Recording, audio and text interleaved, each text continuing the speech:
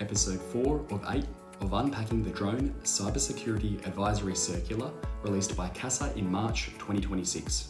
Hi there, my name's Tom Pills, the drone lawyer, and thanks for joining. Let's go. The model that CASA adopts for cyber threat categorization is an acronym called STRIDE.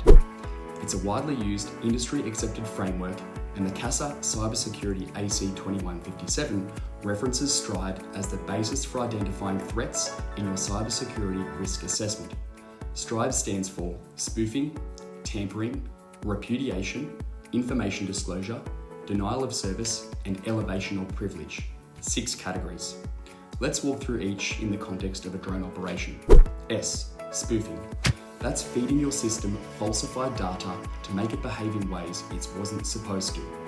I'm reliably informed that it's not pronounced spoofing, which may have another meaning, so I won't say it like that. The classic drone example of spoofing is GPS spoofing. An attacker transmits synthetic GPS signals that override the legitimate satellite feed. Your drone thinks it's somewhere it isn't and flies accordingly. This also applies to a command and control link. Spoofed message traffic designed to trigger unexpected aircraft functions. No physical access is required. T. Tampering. That's intentional manipulation of data or code. In a drone context, this could include a supply chain attack, malicious code embedded in firmware or software before it ever reaches you. R. Repudiation. That's about accountability, specifically the inability to prove what happened. So in an aviation context, this matters most for flight logging and incident investigation. If your systems don't generate tamper-evident records, you can't demonstrate what occurred after an incident.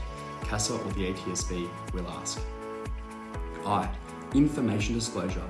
That's about the unauthorized exposure of sensitive operational data.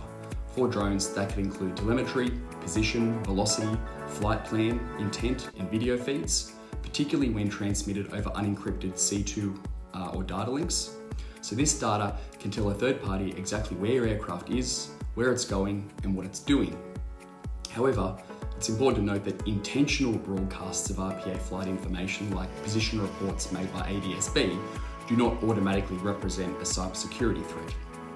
D. Denial of service, or DOS.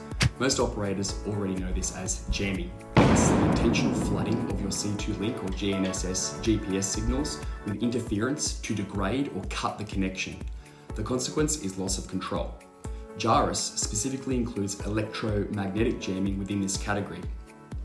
With the availability of low-cost, widely available jamming equipment, this makes this one of the most accessible attacks against commercial drone operations.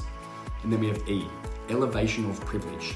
That's where an attacker exploits a vulnerability in one software element to gain access to other, more critical parts of the system.